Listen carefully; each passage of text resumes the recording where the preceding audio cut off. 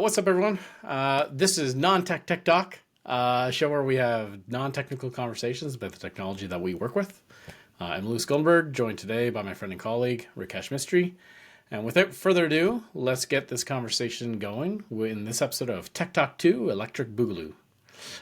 Electric How was Boogaloo. that? What does that But mean? that felt kind of engaging, fun way to kick it off, right? That You flowed know, very I'm, well. I'm hip, no cap, got that Riz. Oh no. Okay, that's gonna cut No, out for sure. all right, all right. Well, they'll cut it in post. I'm sure they will. Um, anyways, Rikesh, what are we talking about today? What's got your interest peaked? Yeah, I feel like we're both people that are interested enough in the tech side, even though we're not responsible for doing a lot of the technical stuff in our day-to-day job. But it helps us. I feel like it's my superpower, knowing the technical side, and it helps me do my day-to-day job. So I wanted to talk to you about that today and kind of learn a Okay. little bit more about how you got into the technical side, how it helps you with what you do at Greenlight, and how you tie it together.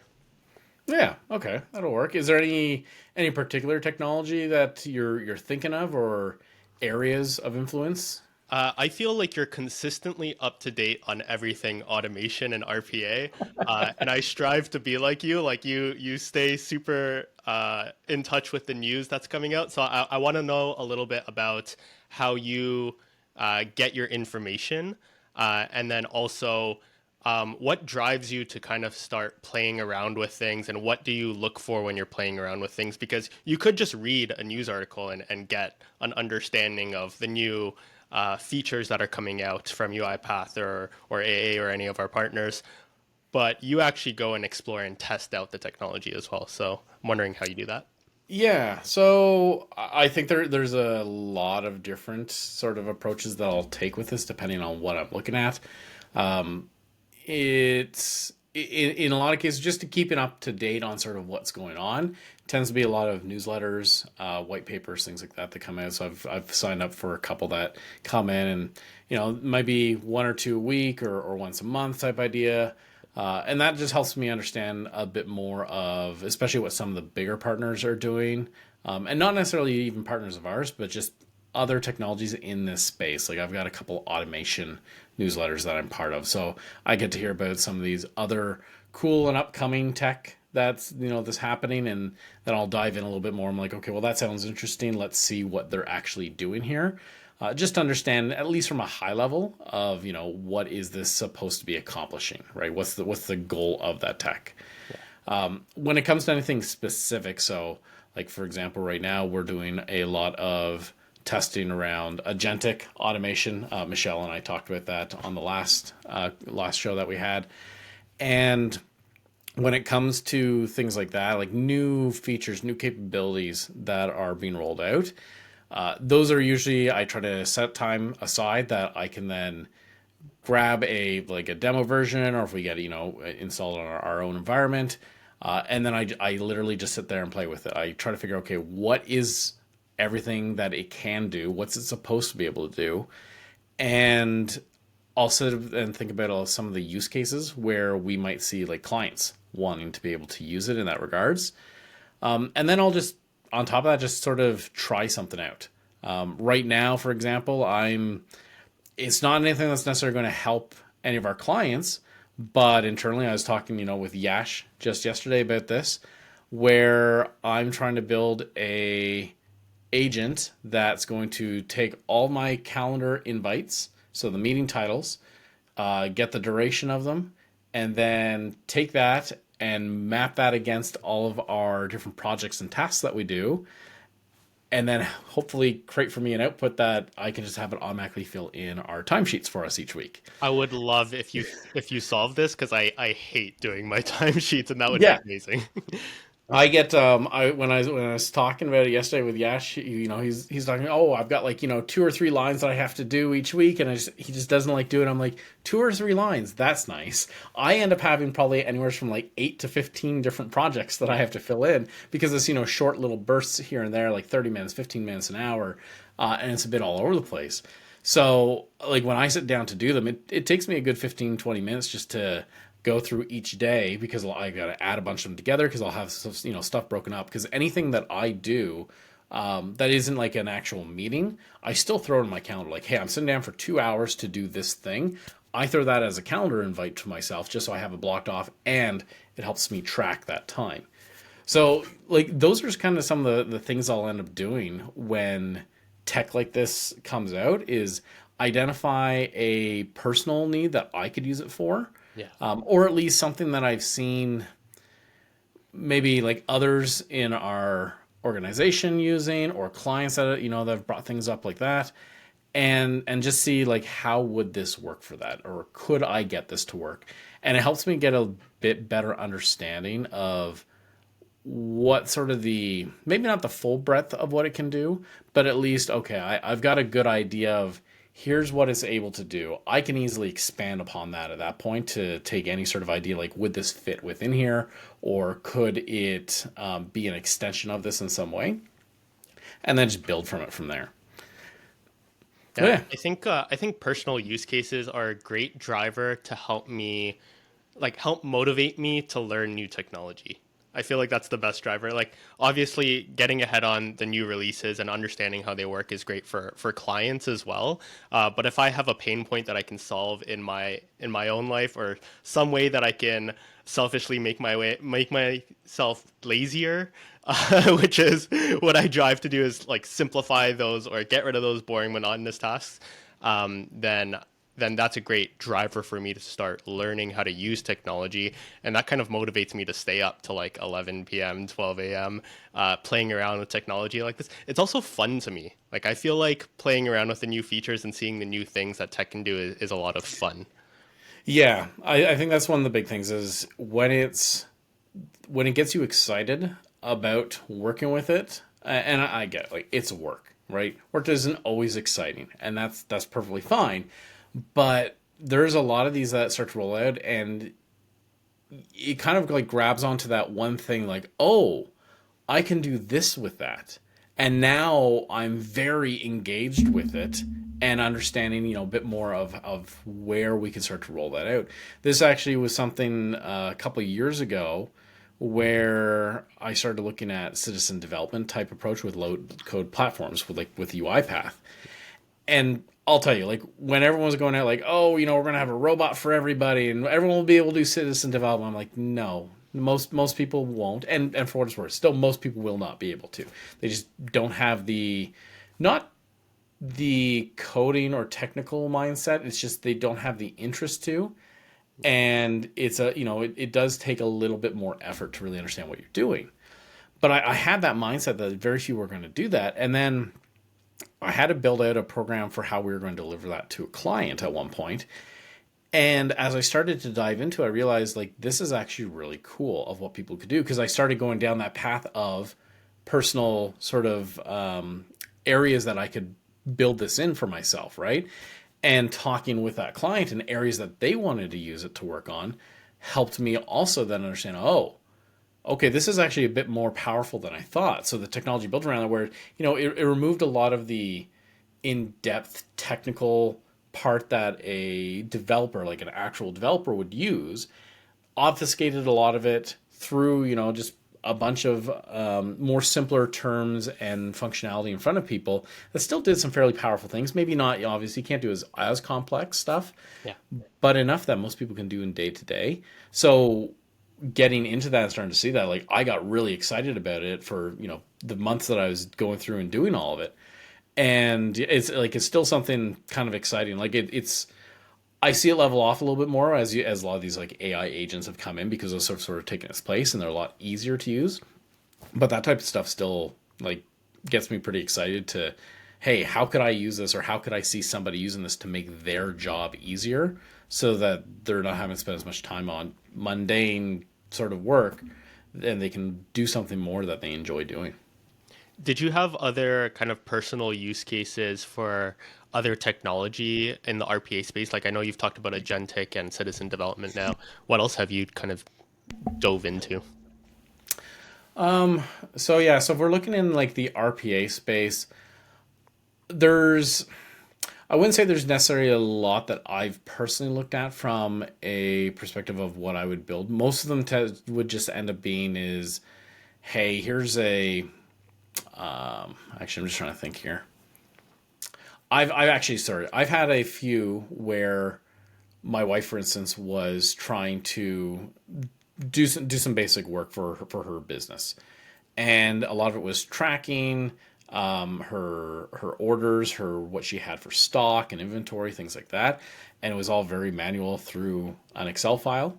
So I looked at it at one point. I'm like, well, can I just automate some of this for you? So I had nothing. This was way back before like agentic and everything started coming in and all these AI pieces.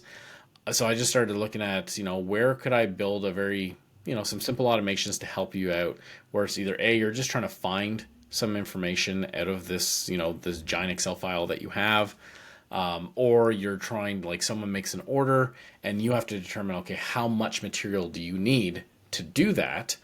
And, just gave her basically like input some of these key details. It would determine like, here's what you need, here's what you have, here's what you need to go buy. Right. So even just some simple stuff like that, I think is where that's where I've seen some of those other uses that I've dove into. But yeah, it's been fairly, I'd say like work focused or client focused outside of some of that. Yeah. What about yourself? Like, when you're looking at some of these technologies, because I know you've done a lot in the discovery space, and also just like even coming from like the BA side of things, is there any tech or any ideas that you've seen or that you've jumped onto and started to dive into more? Yeah, I think for me, on the discovery side, okay, when I started at Greenlight, my first couple of weeks was just learning the technical side. Like I was doing development at Greenlight early in my career and doing internal automations, and I've done client work, development work for clients as well. So I have this experience using RPA, and it helps me in discovery sessions because I can better lead the conversations or make recommendations on how things should be in the to be processed based off of my knowledge of how the code actually works. So like I don't create PDDs specifically for the business use. Like I have a developer in mind when I'm creating my PDDs, and my analysis is just trying to understand the steps that they're currently doing right now so that I can restructure it in a way that makes sense for a developer to then pick up. I think this is like supercharged how I'm able to do business analysis. Like that's been my superpower. It helps create better recommendations for how to deal with things like exceptions, like how to keep them simple, because I know the limitations of how RPA works and how the frameworks work. It lets us get through design quicker because steps are grouped together properly in the maps. It's easier for a developer to understand. So those are the things that have kind of like helped me from like understanding a technical side of RPA, speed up how I do the business analysis side. And then there are other things like AI coming out, which I want to start leveraging more in my discovery sessions. But it's kind of a weird line between, hey, we can actually put client data inside of LLMs, like cloud LLMs, because we wouldn't want those models being trained on that kind of data. So one of the things that I'm working on right now is just trying to understand more about how we can do things locally on my own computer, not connected to the cloud at all. Data's not being sent off of my computer. There's no retraining being done on this information as well. And you can run local LLMs very easily off of Windows machines, off of Macs, with maybe 20 minutes of effort setting it up. And just understanding what models work with my machine or what the different parameters are when it comes to choosing a model has been something that's been helpful for me as well. Okay. And do you find with a lot of the different, like I know we're going a bit more into the AI stuff, which we've talked about before, but do you find that having all these different LLM options out there and different types of models available, like, is it hard to find one that works well for what you're trying to do? Or is it you just kind of, hey, I'm going to try this one and then I'm going to try this one and just kind of compare and see what the outcomes look like? Yeah, so this is where actually testing things out has helped me work towards learning how things actually work. That's a weird sentence. But like if I didn't actually start downloading LLMs on my computer and testing out models, I wouldn't have a driver to understand what billions of parameters meant for a model or what I think it's quantization means for a model. And how to choose the right model based off of those two kinds of factors, right? Like you want something with the highest B value so that you can have the most powerful model, but you want it to be fast and you want it to run on your machine. So if I didn't have this kind of personal use case, not really personal, kind of work-driven use case, to help drive me to learn more, then I wouldn't have learned all these things about AI right now. And then by learning all those things about AI, it's been helping me kind of filter down on what models I can actually run on my computer and which ones would actually work for my use case. Something like multimodal models, I wanted something to understand what was going on a slide set when we're actually making our playbook slides, so that I could take the example of the testing playbook that you and Vipul had created and make a call center or contact center / credit union playbook. And that just helped me quickly take the information from your slide, put it into text, and then now I could play around with it. Okay. There's I noticed one thing with a lot of these sort of technologies, like when you're dealing directly with something like, let's say, a ChatGPT, a Claude, or something like that, like, you're talking to that AI. But there's a lot of newer sort of tech that's coming out where there's AI behind it, you don't actually interact with it in that same way. It's not in your face, I guess would be a good way to say it. And I find in a lot of those cases, it's pretty helpful for removing some of that distraction and also helping you kind of focus a little bit more on what you're trying to do. So just one example with some of this. So a couple months ago, I got introduced to cursor.com, which is it's an AI driven way to help with coding, right? It's supposed to look at code, give you a better way or to do it, or make some suggestions for what you can do. So, you'd mentioned before, like, I'm pretty good at doing solution design and understanding what I want something to do. Coding is not necessarily a big strength of mine, right? It's something I'm slowly getting better at. I could read code all day long.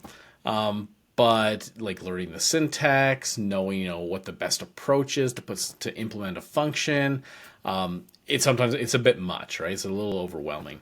So I have a personal project that I work on. So I'm just building my own little sort of video game thing as sort of learning how to do some of this.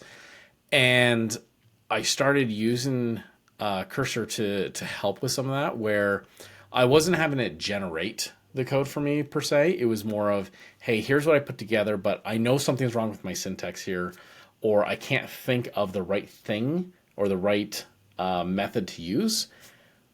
Asking it what that is or how I would do that, and it gives me a bit of the response. Sometimes it would just generate code at that point. When some pieces I'd use, some I wouldn't.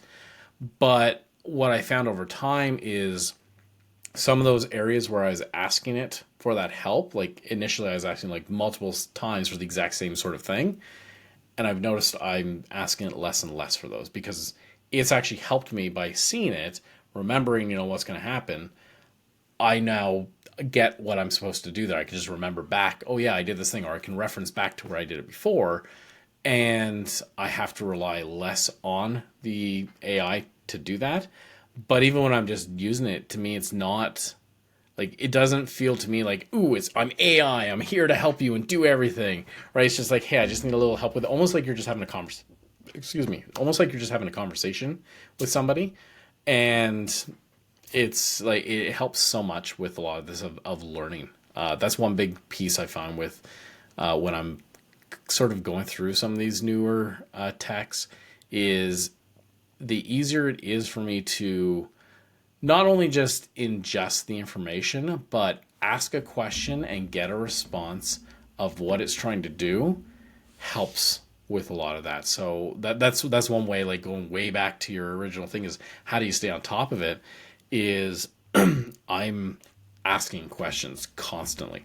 Yeah. Like in a lot of cases, you and the team see, sort of just that output of like, oh yeah, this function or this capability does this, and here's how we can use it. That's because on the back end, either A, I've already played around, or and I've made mistakes with it, or I've reached out to to our partners, like to a UiPath or someone, and said, hey, here's what I'm trying to do. It doesn't seem to be working in this way. Am I doing this wrong? Is there something else that I should be seeing here? And I get to talk directly with the product managers and get some more like sort of in-depth information. And that really helps kind of drive it, which then of course gives you another avenue for learning and being able to then, get the value from that. Yeah, I like one of the things that I think you said there was AI isn't necessarily the solution. I can't just put a prompt into the AI and solve all my problems, but it helps me accelerate to a solution, and it also Right. helps you accelerate your learning. I love using ChatGPT or any of the AI solutions like that as well, just to understand how I could be doing things better, especially when it comes to the technical side. Yeah, I haven't done a lot of coding recently, apart from like Excel formulas, which I love to do. I haven't done a lot of Python, but it helps me come up with kind of a design of a solution for any of the personal projects that I'm working on. And then it helps me, like I can kind of go back and forth with it on that design as well and kind of figure out if it makes sense or if I need to change it at all or have it justify what it's doing. And then it helps teach me how to make a better design of a solution as well. It helps teach me how to make Python code, and then it kind of writes out a solution, and the solution might work, it might not work, but I can learn from what it's writing out and I can make adjustments and I can recreate the same code in other parts of my solution as well. So I love using ChatGPT to learn. I feel like on days where I've exceeded my ChatGPT limits, those are successful days for me. Those are days where I've really used that free technology available to me to learn as much as I can. Well, we should get you onto the company one so that you're not hitting the limit. Because I can sit there all day now. I've migrated mostly away from ChatGPT. I mostly use Anthropic Claude at this point. Yeah. But I think it depends on what you're trying to do and finding like you said before, finding the one that works best, what it is you need to do, and it'll help you get there. But so aside from that, I know we're kind of coming to the end here. Is there any specific sort of maybe new technology that you're working with that you're trying to learn yourself and understand, and sort of what's the engagement for you on that? Why are you trying to learn it, and how are you finding it? Yeah, I think I have a solid understanding of all of the RPA stuff that's come out. I probably need to delve a little bit more into the document understanding, the intelligent document processing stuff. So I may just do a little personal project there and see what I can do. And then really just exploring the AI side is probably where I'm putting my focus on over the next couple of weeks. I think it's here and it's going to continue coming, and everyone's going to need to know how to use it. And there are all these great AI solutions, like there's the agentic automation stuff that's out as well. But having good fundamentals, I think, and understanding, all the different verbiage around AI and how it impacts your models, or how to use AI effectively, how to do effective prompts. All of that is just good fundamentals that's going to help us over the next couple of years as everyone starts using AI. Oh, that's good to know. Yeah, and I know there was I think it was actually yourself that you had posted a link to OpenAI's sort of, hey, here's how you use, our LLM, which can of course then be applied to basically any other model that's out there, for just like you say, the approach, the understanding your different contexts that you're providing it, your different sort of instructions that are going in, and learning some of those fundamentals. I think is something that today we, in a lot of cases for jobs, they always post, oh, you need to have Microsoft Office experience, which to me is that's very easy. You should just be able to, but I get it. Some people don't. My perspective is just it's an application that's very extremely simple to use.